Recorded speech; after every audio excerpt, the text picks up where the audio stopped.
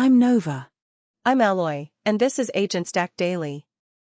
Claude Code 195 shipped as a stable maintenance build of Anthropic's terminal-based AI coding agent, carrying forward MCP tool servers, project root instructions, resumable sessions, and platform compatibility without a published changelog.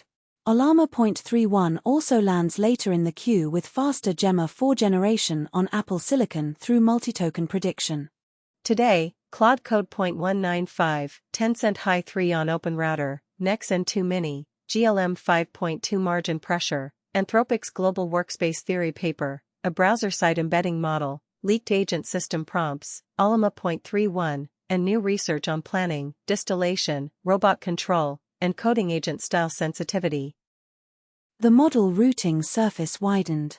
Tencent's Hy3 brings a 295 billion parameter mixture of experts design with 21 billion active parameters, top 8 routing across 192 experts, a 262K context window, and configurable reasoning effort. Nex-AGI's Nex-N2-Mini adds an open-weight MO with the same long context window plus text and image input, aimed at coding and tool use. The practical stack gets sharper too. Turnlight runs embeddings inside the browser through WASM, codebase memory moves into MCP, fast MCP keeps Python services easy to expose as tools, and Microsoft is teaching MCP across mainstream runtimes. Claude Code 195 published on June 26 as a new stable build of Anthropic's terminal-based AI coding agent. The release did not ship with a public changelog body, which fits the 2.1 maintenance cadence. Small patches that keep the harness aligned with upstream Claude model behavior, platform changes, dependency refreshes, and tool use surfaces developers already rely on. The current tested build keeps the same core contract, terminal editing, shell execution, search, MCP servers, project context, and resumable sessions remain on the same line. Two surfaces matter most in day-to-day work. First, Claude Code exposes model context protocol servers as tool sources the agent can invoke mid-session. A team can wire a Postgres schema reader, issue tracker, internal API, or custom analysis service into the agent loop without turning every call into bespoke glue. Second, Claude Code reads a Claude.md instruction surface at the project root, letting teams inject repo-specific rules into the system prompt, coding conventions, migration guardrails, test expectations, preferred package managers, and areas the agent should avoid. Because 195 is a quiet maintenance build, the takeaway is stability rather than migration. Existing setups on the 2.1 line can keep using the same MCP configuration and project context behavior while receiving whatever compatibility work Anthropic folded into the build. That matters for CI jobs and developer machines where the coding agent is part of a repeatable workflow, not an occasional chat window. The release also lands while Claude Code's workspace isolation story is under scrutiny, so the maintenance bump does not settle every trust question. It does keep the shipped agent surface current while developers wait for clearer answers on cache partitioning and session resume behavior. Tencent's Hy3 reasoning model is now listed on OpenRouter, and the important number is not only 295 billion parameters. Hy3 is a sparse mixture of experts model with 192 experts and top 8 routing, so each token activates 21 billion parameters rather than the whole model. That puts it in the cost-aware MO family where total capacity and per token compute are intentionally decoupled. For agent backends, that active parameter footprint matters more than the headline size, because orchestrators often fan out many subtasks and care about predictable latency and spend per call. Hy3 also exposes configurable reasoning effort. Callers can trade latency against deeper reasoning at inference time, using higher effort for planning, tool selection, and hard coding tasks, while keeping simple lookups on cheaper settings. The second concrete surface is context length. At 262K tokens, Hy3 can hold long agent traces, large repository slices, accumulated tool output, or extended migration context without forcing retrieval into every turn. OpenRouter distribution makes Hy3 easy to slot into agent loops that already speak the platform's chat completion shape. That lowers integration cost, but it does not make Hy3 an automatic replacement for a default reasoning provider. Tool use reliability, JSON discipline, latency under high effort, and behavior across long sessions still need real workload evidence. The near-term use case is A/B routing. Put Hy3 beside current reasoning defaults on hard tool use traces, multi-step debugging, long context refactors, planner executor loops, and recovery from failed tool calls. If the 21 billion active design delivers strong reasoning without frontier pricing, Hy3 becomes another serious fallback tier for multi-provider stacks. Nex-AGI listed Nex-N2-Mini on OpenRouter as the smaller sibling in its Nex-N2 line. The model is open-weight, mixture of experts, and positioned for coding and tool use rather than general chat. That positioning matters because coding agents need more than fluent answers. They need structured output, tool call discipline, repository navigation, multi-turn state handling, and reasonable behavior when the task shifts from explanation to edit planning. The model advertises a 262,144 token context window and native text plus image input. In practice, that combination gives agent loops a larger working surface than most smaller open-weight MO options. A migration agent can keep a large codebase slice, generated plans, error logs, API notes, and prior decisions in one session.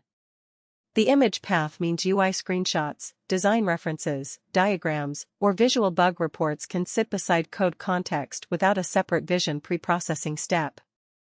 OpenRouter gives Nex-N2-Mini a familiar integration path.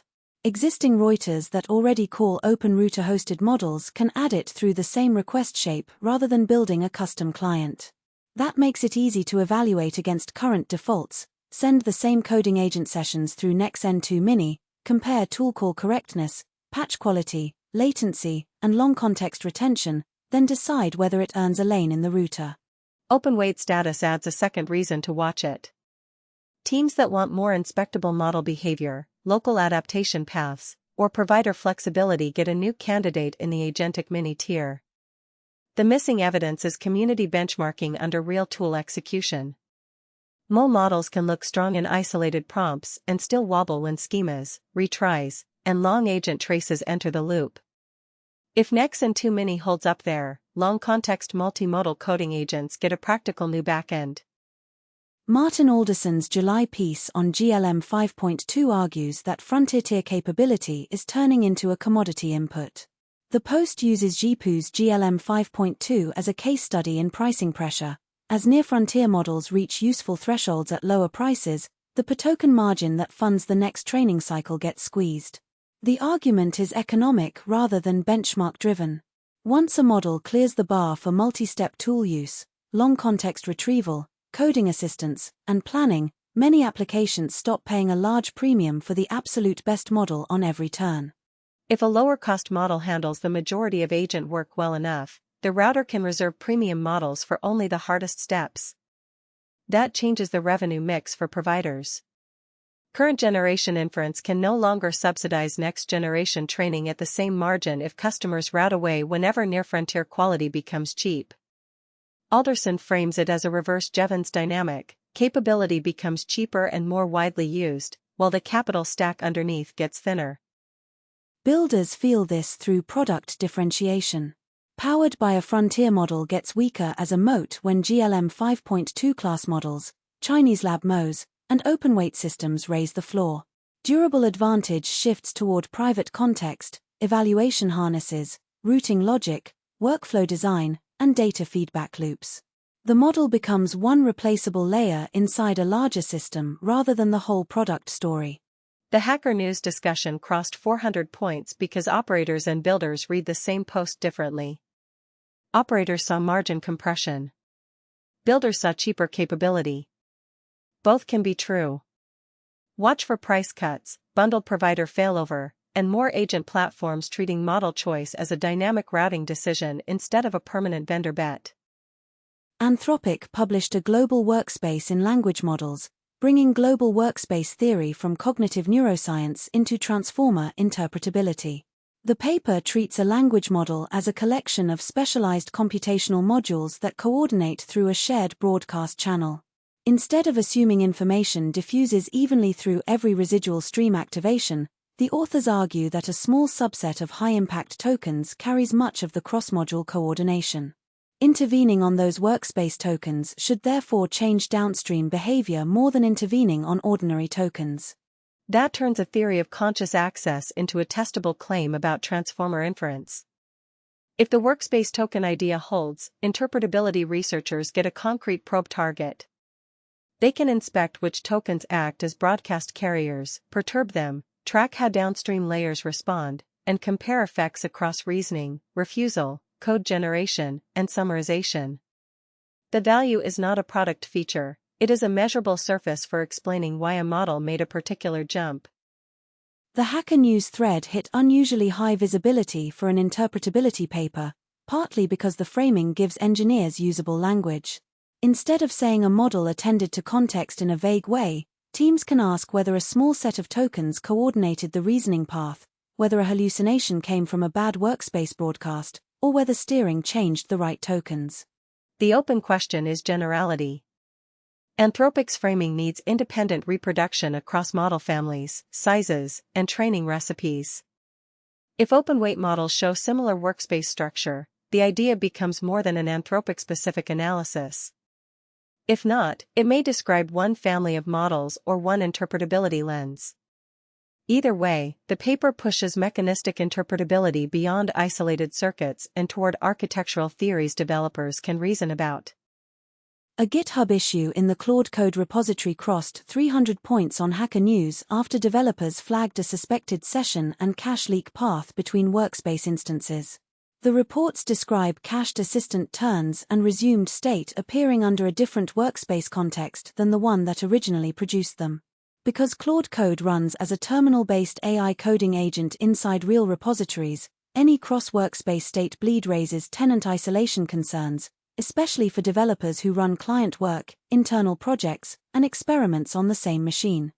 The suspected path centers on workspace routing and cache key derivation. If cached turns or resume tokens are keyed too broadly, for example, by local profile or account namespace without a full workspace identity, a new workspace could receive prior state from another session. That would not require a model hallucination or a server-wide mix-up. A local client or routing layer that fails to partition cache entries tightly enough could produce the observed symptom, previous assistant content surfacing where it does not belong. Anthropic had not confirmed a technical resolution in the public discussion at the time captured here. Until that changes, developers running multiple workspaces on one machine are treating resumed sessions and cache hits with caution. The important distinction is that this is not merely messy UX. A cached assistant turn can contain architecture notes, secrets adjacent context, or proprietary implementation details from another project. The next useful signal is a concrete Anthropic explanation, whether cache keys include full workspace identity, whether resume tokens are workspace pinned at the API layer, and whether any local profile state can be shared across workspaces. A patch note or security advisory that names the partitioning fix would restore far more confidence than a generic reassurance. Turnlight released a roughly 7 MB embedding model that runs entirely in the browser through WebAssembly. The public demo drew strong Hacker News attention because the deployment shape is so simple. Load a small quantized embedding network in the page, run inference in the client, and return a fixed dimension vector through an async encode function. No back-end inference service is required for the embedding step. The pipeline looks like modern browser ML rather than traditional hosted AI. The WASM module initializes inside a web worker, so the embedding pass does not freeze the main interface while the user types or scrolls. Model weights stream as static web assets and can be cached aggressively by the browser and CDN. That makes semantic search, deduplication, clustering, and lightweight retrieval viable inside static sites and single-page apps, where adding a server would normally change the whole deployment model. The privacy and cost angles are direct. User text stays inside the tab, which matters for support messages, internal notes, private knowledge bases, and regulated workflows. Token billing also disappears from the embedding path. Compute shifts to local CPU cycles on the user's device.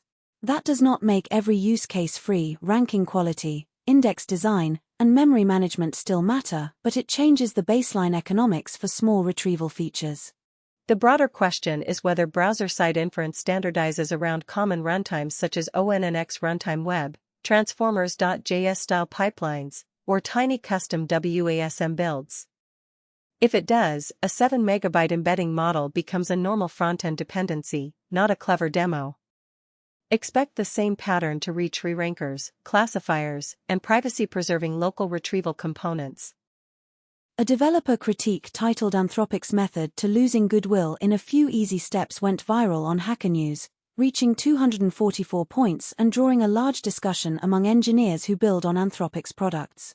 The post lists developer-facing frustrations, rate limit shifts, abrupt deprecations, opaque policy changes, and moves that affect third-party tooling.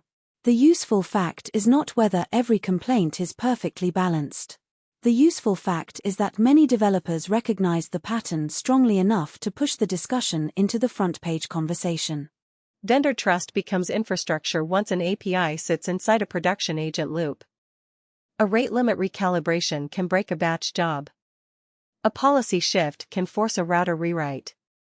A deprecation window can turn a planned migration into a fire drill. Restrictions on third-party tooling can strand workflows that teams already wired into internal systems. Those are engineering costs, not just community sentiment. This also intersects with the GLM 5.2 margin debate and the new OpenRouter models. If high-quality alternatives keep arriving, developer goodwill matters more, not less. A provider with the best model can still lose default status when teams decide that operational uncertainty is too expensive. Multimodal routing then stops being a theoretical hedge and becomes part of the production design.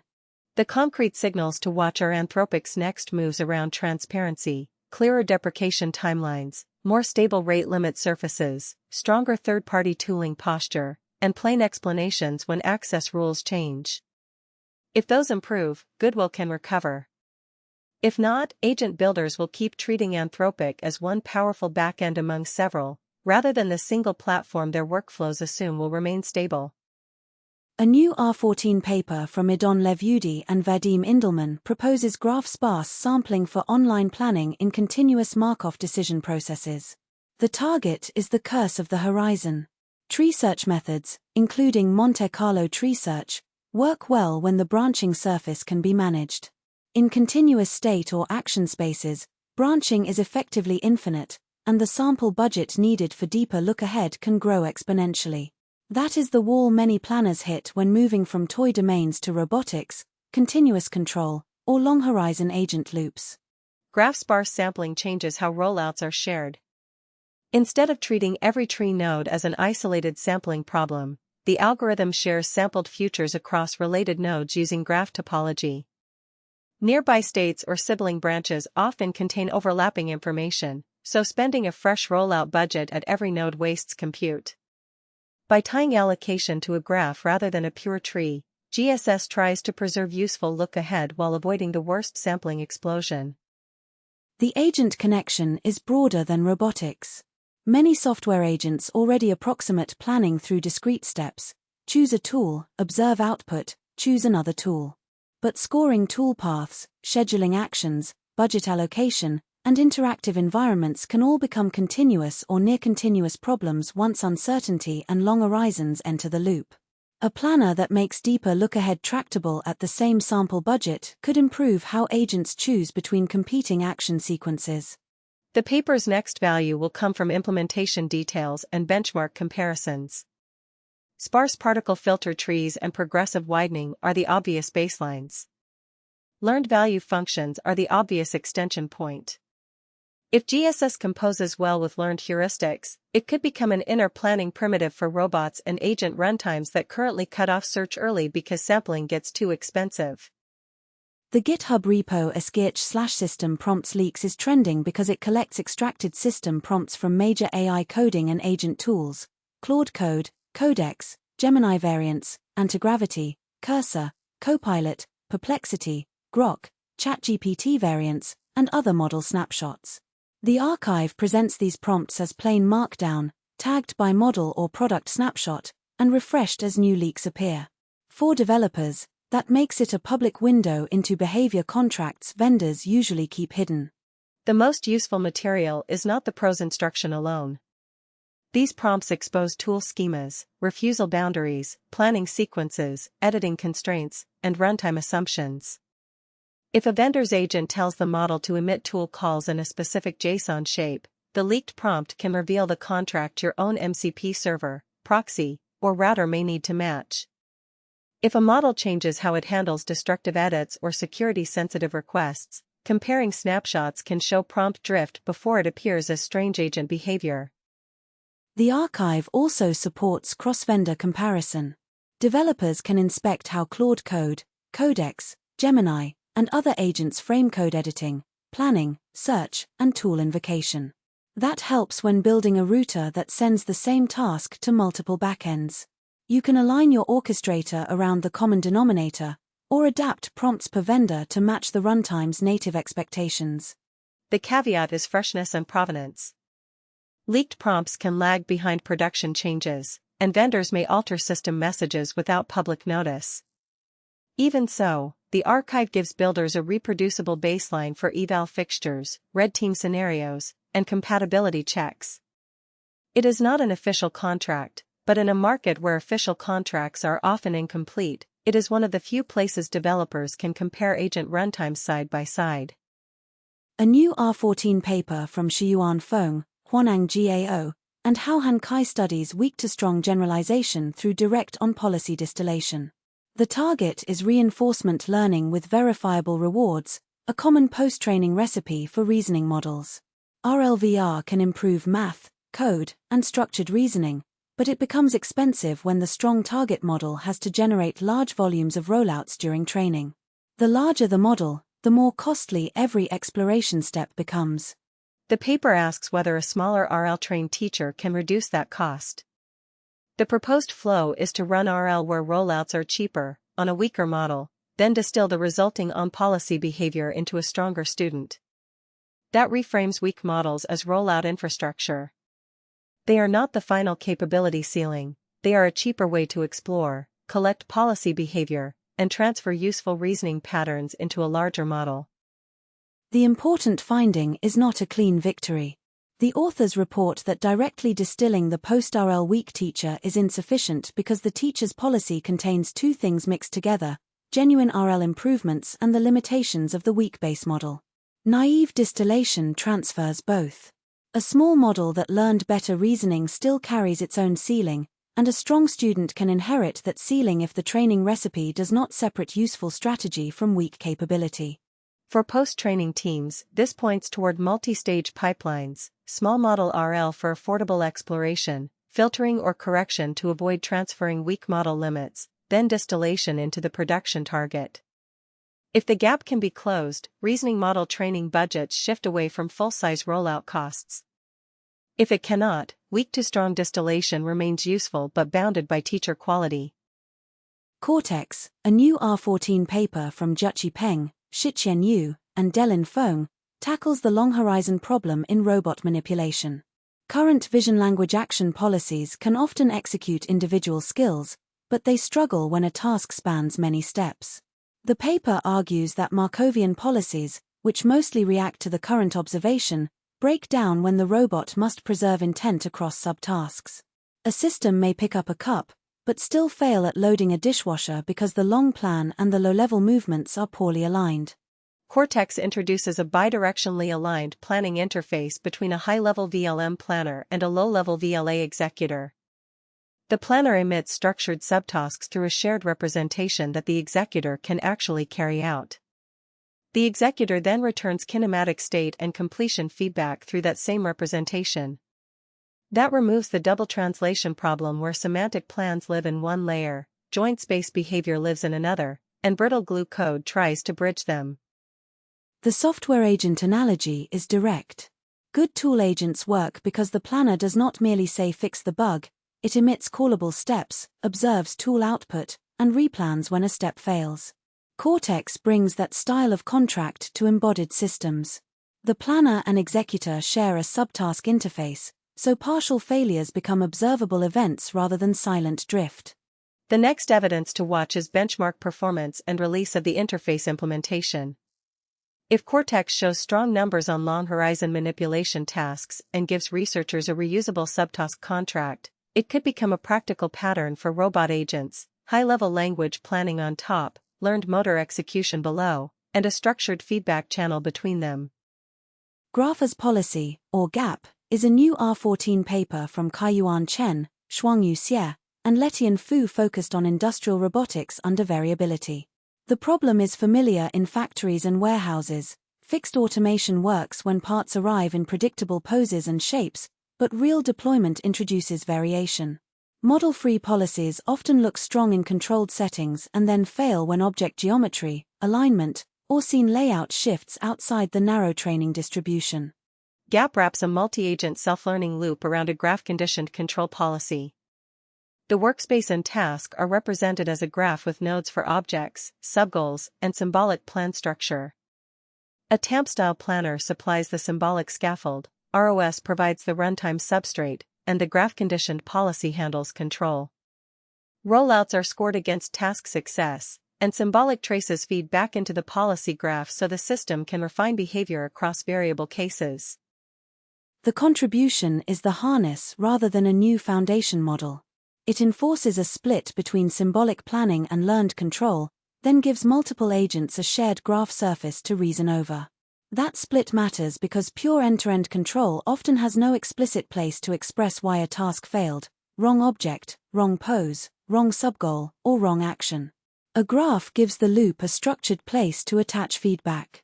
For teams wiring agents into physical systems, GAP shows how patterns from coding agents migrate into robotics, orchestrated subagents, verifiable plans, rollout scoring, and self-critique.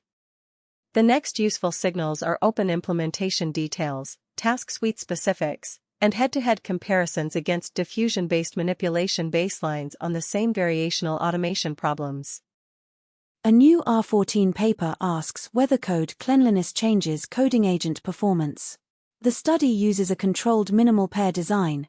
Each task appears in two versions with the same logic and task content, while style changes. The manipulated variables include naming consistency, dead code, comment density, formatting, and structural organization. That design isolates style as the variable, so any outcome delta can be attributed to cleanliness rather than a different bug, different API, or different task. That matters because many coding agent benchmarks are cleaner than production codebases. Real repositories accumulate inconsistent names, stale scaffolding, partial abstractions, unclear comments, and tangled structure. A model that performs well on a neat benchmark may fail in a messy codebase for reasons that are not about core reasoning capability. Minimal pairs measure that gap directly by holding the task constant and changing only the presentation. The Hacker News discussion reached strong visibility because developers already suspect style affects agent reliability. The paper gives teams a method to quantify it. If a messy variant causes lower patch quality, more tool mistakes, or worse test outcomes, cleanup becomes more than taste. It becomes an input quality lever for agent performance. The next step is replication across model families and agent harnesses. A single result can show the effect exists under one setup, but production teams need to know whether the sensitivity holds for Claude code, Codex-style agents, local models, and OpenRouter backends. If authors release paired task corpora, evaluation teams can wire them into coding agent benchmarks and measure whether style debt is quietly taxing automation reliability. Deus Data's Codebase Memory MCP is a high-performance code intelligence MCP server that indexes repositories into a persistent knowledge graph. The headline claims are broad language coverage, fast query latency, and large token reduction compared with handing raw source context to the agent. Instead of stuffing long code slices into a prompt, the agent can ask the graph for symbols, call sites, relationships, and local structure. The mechanism fits MCP cleanly. The server becomes a retrieval tool exposed to an agent harness, so Claude code, Codex-style terminal agents, or OpenClaw sessions can call it during task execution. A refactor agent does not need to carry every surrounding source chunk in context if it can query a graph for where is this function called or which modules depend on this interface at the moment it needs the answer. Longer context windows help, but compact graph answers still beat flooding the prompt with irrelevant code. PrefectHQ's FastMCP is a Pythonic framework for building MCP servers and clients. Its value is reducing protocol plumbing. Instead of handwriting JSON RPC handlers and tool schemas from scratch, developers can expose Python functions as agent-callable tools with less boilerplate. That matters because MCP adoption grows only if internal services are easy to wrap. The practical mechanism is simple. Take a Python capability that already exists, a database query, internal API call, reporting function, transform pipeline, or deployment helper, and present it as an MCP tool. Once registered, an agent can call it through the same tool loop it uses for search, shell, or editor actions. The service stays in Python, while the agent sees a typed capability. That is how agent workflows become operational rather than conversational. Microsoft's MCP for Beginners project is an open curriculum for model context protocol fundamentals across .NET, Java, TypeScript, JavaScript, Rust, and Python. The important part is the cross-language surface. Many agent teams start MCP work in Python, then need to expose tools that live in Java services, Rust systems, or TypeScript backends. The project shows the same core contract across runtimes, how a server advertises tools, how schemas describe inputs, how clients discover capabilities, and how agent calls flow into implementation code. For integration, it acts as a pattern library. If an internal service lives outside Python, developers can mirror the nearest example and keep tool semantics aligned for Claude code, Hermes-style agents, OpenClaw, Codex-style terminal agents, and any other harness-speaking MCP. Model Discovery selected Tencent Hy3. It is newly listed on OpenRouter with API availability, a 262K context window, a 295 billion parameter MO architecture, 21 billion active parameters, 192 experts, top 8 routing, and configurable reasoning effort. The integration angle is straightforward. Route a coding agent session through Hy3 and compare it against current reasoning defaults on long context tool use traces. Model Discovery also selected Nex-AGI's Nex-N2-Mini. It is newly listed on OpenRouter as an open-weight, agentic mixture of experts model with 262K context and text plus image input. The angle is coding and tool use, not casual chat. Existing OpenRouter-based agent loops can evaluate it without a custom client, making it a clean candidate for multimodal refactor, UI porting, and long context migration workflows. Tencent Hy3 Free appeared as a separate listing, but it was not selected as a standalone story because it is a variant of the same Hy3 model. Alma.31 ships a local inference improvement for Gemma 4 on Apple Silicon, with the release notes highlighting substantially faster token generation through multi-token prediction. The reported gain is roughly 90% higher throughput on a coding agent benchmark. That is a meaningful local agent change because latency determines whether developers keep a model in the loop for drafting, review, and iteration. The workflow stays familiar. Pull Gemma 4 through Alma and run local prompts as before. The difference is that more of the coding loop can stay on the Apple machine instead of bouncing to a remote inference endpoint. For privacy-sensitive code, offline work, or cost-controlled experiments, faster local generation makes local agents feel less like a compromise. If the speedup holds in real projects, Gemma 4 through Alma becomes a stronger default for local draft and iterate tasks. Office CLI is an agent-callable Office suite layer for reading and editing Microsoft Office formats. The project drew Hacker News attention because it turns spreadsheet, word processing, and presentation operations into structured command-line tool invocations. That is more reliable than asking an agent to drive a GUI or infer complex layout state through screenshots.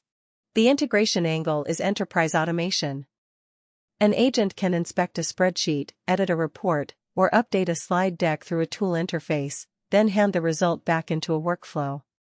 For Office copilots, finance automation, or reporting agents, Office CLI gives the model a controlled action surface for XLSX, DOCX, and PPTX work. UIMOPD targets continual GUI agent learning across Android, web, and desktop environments. The research combines a uni-GUI dataset with multi-platform on-policy distillation, using platform-specific teacher agents to train one student. The point is to avoid a common degradation pattern. A GUI agent learns one platform well, then loses capability when trained on another.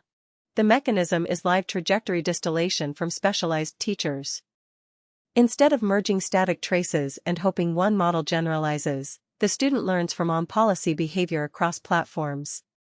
If it works, GUI agents get a path toward broader control without catastrophic forgetting, which matters for assistants that need to operate across browser apps, desktop software, and mobile interfaces. LLM as a verifier proposes a general verification framework where a language model scores candidate solutions through expected token-level log probabilities. Instead of returning only a single pass-fail judgment, the verifier can produce fine-grained feedback at intermediate steps. That matters for reasoning systems because many failures start early and only become obvious at the final answer. The integration angle is evaluator design. AgentStacks can use verifier models to grade plans, code patches, proofs, or tool traces before committing to an action. Per-step feedback is more useful than a scalar score because it tells the orchestrator where to revise. If verifier scaling holds, evaluation becomes an active part of inference rather than a separate offline benchmark. Claude Code 195 keeps the 2.1 agent harness current while workspace cache isolation remains the trust question to watch. Hy3 and Nex-N2-Mini widen the OpenRouter backend mix, one sparse reasoning mode with effort control, one open-weight multimodal mode tuned for coding and tool use. GLM 5.2, the Anthropic Goodwill thread, and the System Prompt Archive all point at the same operational reality. Model providers are replaceable only when routing, evals, and tool contracts are already wired. Turnlight's WASM embeddings, Codebase Memory MCP, Fast MCP, and Microsoft's MCP curriculum push agent infrastructure closer to small, callable components instead of giant prompt payloads. The research queue is rich. Graph-sparse sampling for deeper continuous planning, weak to strong distillation for cheaper post-training, Cortex and GAP for embodied agents, and cleanliness studies for measuring how code style affects agent reliability. For more detail on the sources behind these stories, look at the show notes at tobionfitnesstech.com. Thanks for listening to AgentStack Daily. We'll be back soon.